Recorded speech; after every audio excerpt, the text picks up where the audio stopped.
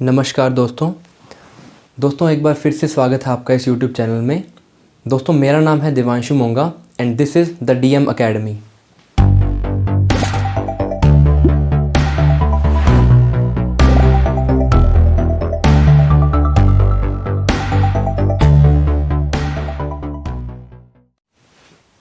तो दोस्तों इस वीडियो के थंबनेल से आप समझ ही गए होंगे कि इस वीडियो में हम किस बारे में बात करने वाले हैं। अगर फिर भी आपको नहीं पता है तो इस वीडियो में हम अकाउंटिंग कॉन्सेप्ट्स के बारे में बात करने वाले हैं। दोस्तों अकाउंटिंग कॉन्सेप्ट्स क्या हैं, अकाउंटिंग कॉन्सेप्ट्स कौन से होते हैं, आज हम उसके बारे में बात करने वाले हैं इस वीडियो में। तो सबसे पहला सवाल हमारे मन में क्या है कि अकाउंटिंग कॉन्सेप्ट्स क्या हैं। अकाउंटिंग कॉन्सेप्ट्स वो अकाउंटिंग प्रिंसिपल्स हैं, वो अकाउंटिंग रूल्स हैं जिन्हें हम जनरली एक्सेप्टेड अकाउंटिंग प्रिंसिपल्स भी कहते हैं, इन्हें गैप भी कहा जाता है। अब जनरली एक्सेप्टेड अकाउंटिंग प्रिंसिपल्स क्या है? जनरली एक्सेप्टेड अकाउंटिंग प्रिंसिपल्स वो प्रिंसिपल्स हैं जो हर बिजनेस के द्वारा फॉलो किए जाते हैं। अब यार अकाउंटिंग कॉन्सेप्ट्स क्या हैं? अब देखो अकाउंटिंग कॉन्सेप्ट किसी बिजनेस के अकाउंट्स को, बिज़नेस की अकाउंटिंग इन्फॉर्मेशन को बिज़नेस की मैनेजमेंट के लिए या बिज़नेस के एक्सटर्नल यूज़र्स के लिए यूज़फुल बनाने के लिए वो अकाउंट्स कैसे होने चाहिए? वो अकाउंट्स रिलायबल होने चाहिए और वो अकाउंट्स कंपेरेबल होने चाहिए। अब वो अकाउंट्स रिलायबल कब होंगे? रिलायबिलिटी कैसे उन अकाउंट्स की शो होगी? जब वो अकाउंट्स बिल्कुल एक्यूरेट होंगे। जब वो अकाउंट्स बिल्कुल एक्यूरेट होंगे तो वो अकाउंट्स क्या होंगे? रिलायबल। और कंपेरेबिलिटी कैसे शो होगी? अब यार देखो किसी फर्म के अकाउंट्स की वैल्यू या किसी फर्म के अकाउंट्स को हम एनालाइज कब करेंगे, कैसे कर सकते हैं हम एनालाइज? तो एनालाइज करने के लिए हम उसको कंपेयर करेंगे किसी और फर्म से कि हमारी फर्म या हमारा बिजनेस दूसरे के बिजनेस से कैसे चल रहा है। सेम इंडस्ट्री के बिजनेस को हम कंपेयर करेंगे तभी तो हम पता लगा सकते हैं ना कि हमारा बिजनेस बेटर ग्रो कर रहा है या उनका बिजनेस बेटर ग्रो कर रहा है। तो कंपेरेबिलिटी एक बहुत ही इंपॉर्टेंट एलिमेंट है अकाउंट्स में। तो जब तक आप कंपेयर नहीं करोगे बिजनेसेस को तब तक आप अपनी ग्रोथ का पता नहीं लगा सकते। तो कंपेरेबिलिटी कैसे आएगी? कंपेरेबिलिटी आने के लिए ये ज़रूरी है कि हमारा बिजनेस और उनका बिजनेस कुछ सेम रूल्स या कुछ सेम प्रिंसिपल्स को फॉलो करें। अब यार यहाँ पर अकाउंटिंग कंसेप्ट्स की नीड अराइज होती है। अब हमारा बिजनेस और उनका बिजनेस जिनसे हम कंपैरिजन करने वाले हैं, उनका बिजनेस सेम रूल्स और सेम प्रिंसिपल्स को, जो रूल्स या जो प्रिंसिपल्स हमारा बिजनेस और उनका बिजनेस फॉलो कर रहा है, उन रूल्स या प्रिंसिपल्स को बोला जाता है अकाउंटिंग कॉन्सेप्ट्स। तो अकाउंटिंग कॉन्सेप्ट्स क्या हैं? अकाउंटिंग कॉन्सेप्ट्स वो बेसिक रूल्स या वो बेसिक प्रिंसिपल्स या गाइडलाइंस भी हम कह सकते हैं इसे, बेसिक रूल्स प्रिंसिपल्स या गाइडलाइंस हैं जिन्हें यूज़ करके बिजनेसेस अपनी डेली की ट्रांजैक्शंस को रिकॉर्ड करते हैं। तो आज हम 10 ऐसे कॉन्सेप्ट्स, 10 ऐसे रूल्स के बारे में बात करने वाले हैं। तो शुरू करते हैं सबसे पहले रूल से। सबसे पहला रूल क्या है? Business entity concept. अब अकाउंटिंग कंसेप्ट का सबसे पहला कंसेप्ट क्या है? Business entity concept. Business entity concept हमें क्या कहता है? बिजनेस एंटिटी कंसेप्ट हमें ये कहता है कि बिजनेस और ओनर दोनों अलग अलग चीज़ें हैं। बिजनेस और ओनर को हम मिक्स नहीं कर सकते। बिजनेस एक अलग एंटिटी है, वो ओनर से, क्रेडिटर से, डेटर से या किसी भी ऐसी पार्टी से अलग है। बिजनेस का इनसे डायरेक्ट कोई लेना देना नहीं है, ठीक है। तो बिजनेस एक अलग एंटिटी है, ओनर एक अलग एंटिटी है। बिजनेस एंटिटी कंसेप्ट हमें ये कहता है कि बिजनेस और ओनर दोनों क्या हैं? अलग अलग। उसके बाद सेकंड कंसेप्ट क्या कहता है हमें? सेकंड कंसेप्ट है मनी मेजरमेंट कंसेप्ट। अब मनी मेजरमेंट कंसेप्ट हमें क्या कहता है? मनी मेजरमेंट कंसेप्ट हमें ये कहता है कि जिस चीज़ को हम मनी में मेज़र कर सकते हैं, हम सिर्फ उसकी एंट्रीज हमने हमारे अकाउंट्स में करेंगे। मनी मेजरमेंट कंसेप्ट हमें ये कहता है कि मनी में मेज़र करने वाली चीज़ों की ही अकाउंट्स में एंट्री की जाएगी, या जिन चीज़ों को हम मनी में मेज़र कर सकते हैं तो सिर्फ मनी मेजरमेंट की एंट्री अकाउंट्स में होगी। अब इसको एक एग्जांपल के तौर पर समझते हैं। एग्जांपल लेके, जैसे हम हमारे बिज़नेस में बोले कि हमारे बिज़नेस में 50,000 चेयर्स हैं, 20,000 फैंस हैं और 10,000 टेबल्स हैं। तो ये 10,000 टेबल्स, 20,000 चेयर्स, 50,000 चेयर, 20,000 फैंस, तो ये सारे क्या हैं? इन सबको हम क्वांटिटी में मेज़र नहीं करेंगे, इन सबको हम किस में मेज़र करेंगे? मनी में। तो जब तक हम इन्हें मनी में मेज़र नहीं कर लेते तब तक हम इनके अकाउंट्स में एंट्री नहीं कर सकते। तो जब भी हम इनके अकाउंट्स में एंट्री करेंगे तो हम देखेंगे कि हमारे 50,000 फैंस की कॉस्ट क्या है, तो हम उस कॉस्ट प्राइस को हमारे अकाउंट्स में एंटर करेंगे। तो अकाउंट्स में हम उन्हीं चीज़ों की एंट्रीज करेंगे जिन्हें हम मनी में मेज़र कर सकते हैं। जिन्हें हम मनी में मेज़र नहीं कर सकते उनकी हम अकाउंट्स में एंट्री नहीं करेंगे। उसके बाद थर्ड कॉन्सेप्ट क्या है? थर्ड कॉन्सेप्ट है गोइंग कंसर्न कंसेप्ट। अब गोइंग कंसर्न कंसेप्ट हमें क्या कहता है? गोइंग कंसर्न कंसेप्ट हमें ये कहता है कि हम जब भी हमारा बिजनेस स्टार्ट करेंगे तो हम बिजनेस में हमारी ट्रांजैक्शंस ये सोच कर करेंगे कि हमारा बिजनेस एक लंबे टाइम तक सर्वाइव करेगा। हमारा बिजनेस एक लंबे टाइम तक सर्वाइव करेगा, इस अजम्पशन को लेकर हम हमारी एंट्रीज़ को परफॉर्म करेंगे। हम हमारे दिमाग में कभी भी ये नहीं लाएंगे कि हमारा बिजनेस 1 साल बाद या 2 साल बाद या 6 महीने बाद बंद होने वाला है। तो अकाउंट्स में हम जो भी एंट्रीज करेंगे उसे हम लॉन्ग टर्म पर्सपेक्टिव से परफॉर्म करेंगे। इसी अकाउंटिंग कंसेप्ट के बेस पर हम फिक्स एसेट्स की एंट्री करते हैं। फिक्स एसेट की जब भी हम एंट्री करते हैं तो हम लॉन्ग टर्म पर्सपेक्टिव से करते हैं ना, कि इस फिक्स एसेट को हम 10 साल तक यूज़ करेंगे या 15 साल तक यूज़ करेंगे या 20 साल तक यूज़ करेंगे। तो वो हम इस अकाउंटिंग कंसेप्ट के बेस पर करते हैं। उसके बाद है जी अकाउंटिंग पीरियड कंसेप्ट। अब गोइंग कंसर्न कंसेप्ट हमने समझ लिया है। गोइंग कंसर्न कंसेप्ट के बाद क्या है? Accounting period concept. अब अकाउंटिंग पीरियड कंसेप्ट हमें क्या कहता है? गोइंग कंसर्न कंसेप्ट में हमने समझा कि हमारा बिजनेस एक लंबे टाइम तक सर्वाइव करेगा। अब इसका मतलब ये भी नहीं है कि हमारा बिजनेस अगर लंबे टाइम तक सर्वाइव करेगा तो हम लंबे टाइम के बाद हमारे अकाउंट्स प्रिपेयर करेंगे। नहीं, ऐसा नहीं है। हमारे अकाउंट्स का एक पर्टिकुलर पीरियड होगा जिस पीरियड के बाद हम हमारे अकाउंट्स को एनालाइज करेंगे, हम हमारे फाइनल अकाउंट्स प्रिपेयर करेंगे। तो अकाउंटिंग पीरियड कंसेप्ट क्या कहता है? अकाउंटिंग पीरियड कंसेप्ट ये कहता है कि हम एक अकाउंटिंग पीरियड तय करेंगे हमारे बिजनेस के लिए और उस बिजनेस के उस टेन्योर में हम हमारे अकाउंटिंग पीरियड्स को, हमारे फाइनल अकाउंट्स को हम प्रिपेयर करेंगे। तो अकाउंटिंग पीरियड कंसेप्ट हमें ये कहता है कि हम एक पर्टिकुलर पीरियड तय करेंगे और उस पर्टिकुलर पीरियड में हम हमारे फाइनल अकाउंट्स को प्रिपेयर करेंगे। फॉर एग्जांपल, हम ज़्यादातर फर्म्स 1 साल का अकाउंटिंग पीरियड मान के चलती हैं। तो 1 अप्रैल से वो हमारा अकाउंटिंग पीरियड स्टार्ट होता है और 31 मार्च पर हमारा अकाउंटिंग पीरियड ख़त्म होता है।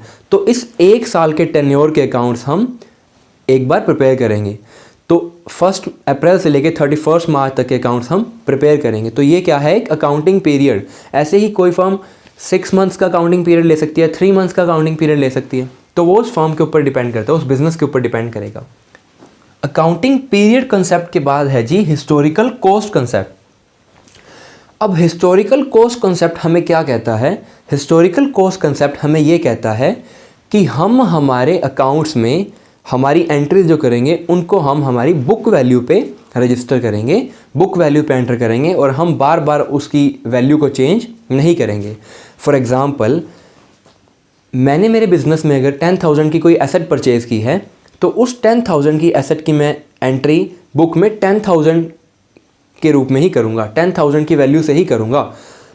अगर मार्केट में उसकी वैल्यू बढ़ती है या मार्केट में उसकी वैल्यू कम होती है, उसका मेरी बुक से कोई लेना देना नहीं है। मेरी बुक्स में उसकी वैल्यू क्या होगी? 10,000 रुपीज़, क्योंकि मैंने उसको परचेज़ किया है 10,000 रुपीज़ में। तो हिस्टोरिकल कॉस्ट कंसेप्ट क्या कहता है कि हमें हमारी बुक्स ऑफ अकाउंट्स में उन्हीं ट्रांजैक्शन को और उतनी वैल्यू से हमें एंटर करना है जितनी वैल्यू से हमने उस ट्रांजैक्शन को परफॉर्म किया है, परचेज़ किया है या सेल किया है। हिस्टोरिकल कॉस्ट कंसेप्ट के बाद है जी डुअल एस्पेक्ट कंसेप्ट। अब डुअल एस्पेक्ट कंसेप्ट क्या कहता है? डुअल एस्पेक्ट कंसेप्ट हमें ये कहता है कि हर ट्रांजैक्शन का, अकाउंट्स में हर ट्रांजैक्शन का 2 तरफ इफेक्ट जाएगा। अगर एक अकाउंट डेबिट होगा तो दूसरा अकाउंट क्या होगा? Credit. If one account is debited then the second account must be credited. Second account credit ज़रूर होगा। इस सिस्टम को हम डबल एंट्री सिस्टम भी कहते हैं, जिसमें एक एंट्री क्या होती है? डेबिट, और एक एंट्री क्या होती है? क्रेडिट। कुछ चीज़ बिजनेस में आएगी तो कुछ चीज़ बिजनेस से जाएगी। तो डुअल एस्पेक्ट कंसेप्ट हमें ये कहता है कि हर अकाउंटिंग एंट्री का प्रभाव, हर अकाउंटिंग एंट्री का इफेक्ट 2 जगह पर आएगा। इसीलिए हमारी एसेट्स हैं जो वो लायबिलिटीज़ के क्या होती हैं? इक्वल। बैलेंस शीट का बैलेंस हमारा इसीलिए मैच होता है क्योंकि हमारा हर ट्रांजैक्शन का इफेक्ट कहाँ आ रहा है? 2 जगह आ रहा है, एक जगह एसेट साइड और एक जगह लायबिलिटीज साइड। उसके बाद है जी रिवेन्यू रिकॉग्निशन कंसेप्ट। अब रिवेन्यू रिकॉग्निशन कंसेप्ट क्या है? रिवेन्यू रिकॉग्निशन कंसेप्ट को यार कुछ इस तरह से समझेंगे हम कि रिवेन्यू का मतलब है उस फर्म की इनकम और रिकॉग्निशन का मतलब है जब उस इनकम को रिकॉग्नाइज कर लिया गया। अब रिवेन्यू रिकॉग्निशन कंसेप्ट हमें क्या कहता है? रिवेन्यू रिकॉग्निशन कंसेप्ट हमें ये कहता है कि फर्म अपनी इनकम को उसी अकाउंटिंग पीरियड में रिकॉग्नाइज करेगा। अब चाहे वो इनकम फर्म को रिसीव हुई है या नहीं हुई, बिजनेस को चाहे वो इनकम रिसीव हो या ना हो, अगर उस बिजनेस ने उस इनकम को ऑन कर लिया है तो उस इनकम को उसी अकाउंटिंग पीरियड में चार्ज किया जाएगा, उसी अकाउंटिंग पीरियड में उसे कैलकुलेट किया जाएगा। एग्जाम्पल के तौर पर समझेंगे हम कि हमारे बिजनेस ने 10,000 रुपीज़ की कोई गुड्स सेल की हैं। अब उन गुड्स को सेल करने की डेट थी 31 मार्च और उन गुड्स की पेमेंट हमें रिसीव हुई है 1 अप्रैल में। तो हमने सेल तो किया 31 मार्च में, लेकिन हमें उसकी पेमेंट रिसीव हुई है 1 अप्रैल में। तो हम हमारी बुक्स ऑफ अकाउंट्स में हम 31 मार्च को हमारा रेवेन्यू रिकॉग्नाइज करेंगे कि जो हमने 10,000 रुपीज़ की सेल की है वो 31 मार्च को हम परफॉर्म कर चुके हैं, तो वो हमारी 31 मार्च की इनकम है, ना कि हमारी 1 अप्रैल की इनकम है। 1 अप्रैल को तो हमें उसकी पेमेंट रिसीव हुई है, हमारी ओनरशिप ट्रांसफ़र तो 31 मार्च को ही हो गई थी। तो इसलिए हम as per revenue recognition concept हम हमारा रिवेन्यू 31 मार्च को रिकॉग्नाइज करेंगे। अब यार रिवेन्यू रिकॉग्निशन कंसेप्ट के बाद है हमारा अगला कंसेप्ट मैचिंग कंसेप्ट। अब यार मैचिंग कंसेप्ट क्या है? मैचिंग कंसेप्ट एक बहुत ही इंपॉर्टेंट कंसेप्ट है। मैचिंग कंसेप्ट का यूज़ नेट प्रॉफिट निकालने के लिए बहुत ही ज़्यादा इंपॉर्टेंट है। मैचिंग कंसेप्ट हमें क्या कहता है? मैचिंग कंसेप्ट हमें ये कहता है कि हमें हमारे बिजनेस के एक्सपेंसेस को और बिज़नेस की इनकम को क्या करना है? मैच करना है। अब बिज़नेस के एक्सपेंसेस को और इनकम को मैच हमें करते वक्त किन चीज़ों का ध्यान रखना है? हमें इन चीज़ों को मैच करते हुए, एक्सपेंसेस और इनकम को मैच करते हुए हमें ध्यान रखना है कि हमारे बिज़नेस के करंट ईयर के सारे एक्सपेंसेस को हमें उस करंट ईयर की इनकम से चार्ज करना है, चाहे वो एक्सपेंसेस हमने पे किए हों या चाहे हमने एक्सपेंसेस ना पे किए हों। अब जो एक्सपेंसेस हमने पे नहीं किए हैं उनको हम कैसे चार्ज करेंगे? तो जी हाँ, उन एक्सपेंसेस को भी हमने चार्ज करना है। कैसे चार्ज करेंगे हम उन एक्सपेंसेस को? उन एक्सपेंसेस को चार्ज करने के लिए हम एक वर्ड यूज़ करते हैं। जिन एक्सपेंसेस को हमने अभी तक पे नहीं किया है लेकिन हमने यूज़ कर लिया है, तो वो एक्सपेंसेस क्या हैं? Outstanding expenses.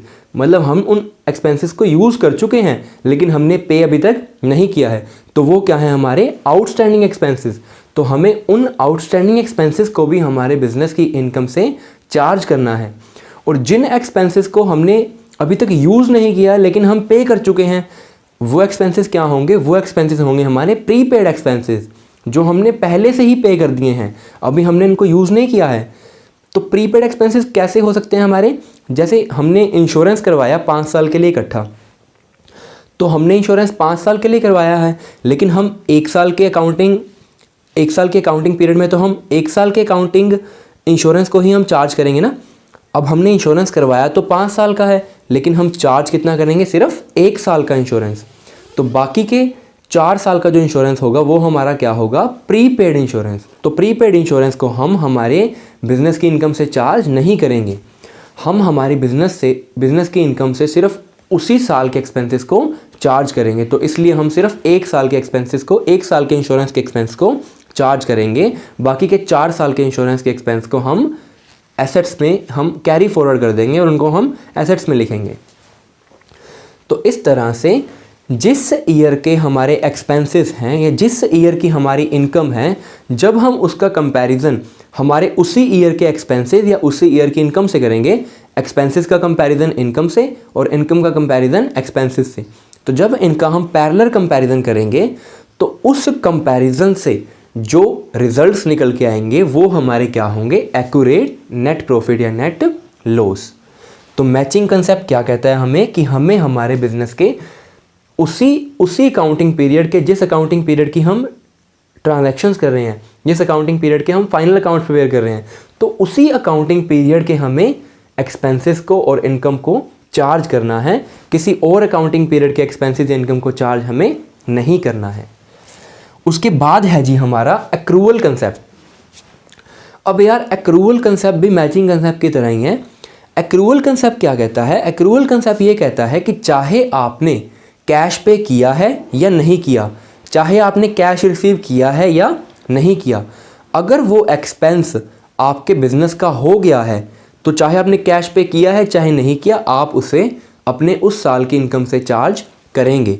उस साल के एक्सपेंसेस में मैं उस एक्सपेंस को शो करूँगा, चाहे मैंने उस एक्सपेंस के लिए कैश पेमेंट अभी की है या नहीं की। अगर वो उस साल का एक्सपेंस है तो उस साल के अकाउंटिंग पीरियड में शो होगा। ऐसे ही कोई हमने इनकम अर्न की है तो चाहे वो इनकम मुझे रिसीव हुई है या चाहे मुझे इनकम वो रिसीव नहीं हुई, इट डजेंट मैटर। अगर वो उस ईयर से रिलेटेड इनकम है तो मैं उस ईयर की अकाउंटिंग ट्रांजैक्शंस में या उस ईयर के फाइनल अकाउंट्स प्रिपेयर करते वक्त उस इनकम को मैं शो करूँगा, वो मेरी उस साल की इनकम ही काउंट होगी। तो एक्रूअल कंसेप्ट क्या कहता है? एक्रूअल कंसेप्ट कहता है कि whether you have received that cash और not, if the transaction is related to that current period then that transaction must be entered in your final accounts. तो चाहे आपने कैश रिसीव किया है या कैश पे किया है आपने या नहीं, कैश को हम नहीं देखेंगे, हम उस ट्रांजैक्शन को देखेंगे। अगर वो उस साल से रिलेटेड है तो उस साल के फाइनल अकाउंट्स में आएगी उसकी एंट्री, और अगर उस साल से रिलेटेड नहीं है तो उसमें नहीं आएगी। उसके बाद है जी हमारा लास्ट ऑब्जेक्टिविटी कॉन्सेप्ट। अब यार ऑब्जेक्टिविटी कॉन्सेप्ट क्या कहता है? ऑब्जेक्टिविटी कॉन्सेप्ट हमें यह कहता है कि हमें हमारे अकाउंट्स को ऑब्जेक्टिव तरीके से प्रिपेयर करना है। तो ऑब्जेक्टिविटी कॉन्सेप्ट हमें यह कहता है कि हमें हमारे अकाउंट्स को पर्सनल बायस से दूर रखना है। पर्सनल बायस का मतलब है कि हमें उसमें अपनी किसी फेवरेबल आइटम को हमें ऐड नहीं करना है, अपने फेवर में हमने अकाउंट्स को प्रिपेयर नहीं करना है, अकाउंटेंट को अपने फेवर में अकाउंट्स को प्रिपेयर नहीं करना है और किसी ओनर के फेवर में अकाउंट्स को प्रिपेयर नहीं करना है। अकाउंट्स हमारे रियलाइबल और एक्यूरेट होने चाहिए, उसमें किसी भी तरह का कोई फेवरेबलनेस या किसी के लिए फेवरेटिज्म नहीं होना चाहिए। हमारे अकाउंट्स ऑब्जेक्टिव होने चाहिए, ठीक है। तो ऑब्जेक्टिव हमारे अकाउंट्स कैसे होंगे? जब हमारी अकाउंटिंग एंट्रीज होंगी, जो हमारी अकाउंटिंग ट्रांजैक्शन जो हमने एंटर की हैं हमारे अकाउंट्स में, जब वो किसी एविडेंस के ऊपर बेस्ड होंगी, जब वो हमारी ट्रांजैक्शन किसी एविडेंस के ऊपर बेस्ड हैं तो उसमें पर्सनल बायस आएगी ही नहीं। अब मैंने कोई एंट्री की है तो मैं उस एंट्री को गलत कब करूँगा? जब मेरे पास उस एंट्री का कोई एविडेंस नहीं है, तो मैं अपनी वहाँ पर समझदारी को यूज़ करके उस एंट्री को कर सकता हूँ। लेकिन मेरे पास अगर कोई एविडेंस है उस एंट्री का तो मैं उस एंट्री को उसी एविडेंस के बेस पे करूँगा ना, तो मैं वहाँ पर अपनी राय को या अपने ओपिनियन को मैं यूज़ ही नहीं कर सकता वहाँ पर, या ओनर अपने ओपिनियन को यूज़ कर ही नहीं सकता है वहाँ पर। तो वहाँ पर किस चीज़ का यूज़ होगा? उस इनवॉइस का या उस बेसिस का, उस अकाउंटिंग बिल का वहाँ पर यूज़ होगा जिस अकाउंटिंग बिल के बेस पर वो ट्रांजैक्शन की जाएगी। तो ऑब्जेक्टिविटी कंसेप्ट हमें क्या कहता है कि हमें हमारे अकाउंट्स को बिल्कुल ऑब्जेक्टिव तरीके से प्रिपेयर करना है, पर्सनल बायस से हमें अकाउंट्स को दूर रखना है। तो यार ये थे हमारे अकाउंट्स के 10 कंसेप्ट। उम्मीद करता हूँ कि आपको ये कंसेप्ट समझ में आए होंगे। मैंने इसे अपनी तरफ से बिल्कुल सिंपल वे में एक्सप्लेन करने की आपको कोशिश की है। तो यार इन कंसेप्ट्स को ज़रूर पढ़ के जाइएगा। ये कंसेप्ट बहुत ही इंपॉर्टेंट कंसेप्ट हैं और यहाँ से आपका एक थ्योरी का क्वेश्चन ज़रूर आ सकता है। तो इन कंसेप्ट्स को जल्दी से रिवाइज़ कर लीजिए। अगर आपको ये वीडियो पसंद आए तो इसे लाइक करें, अपने दोस्तों के साथ शेयर करें और इस चैनल को सब्सक्राइब कर लें। तो मिलते हैं अगली वीडियो में, तब तक के लिए thank you very much, bye bye.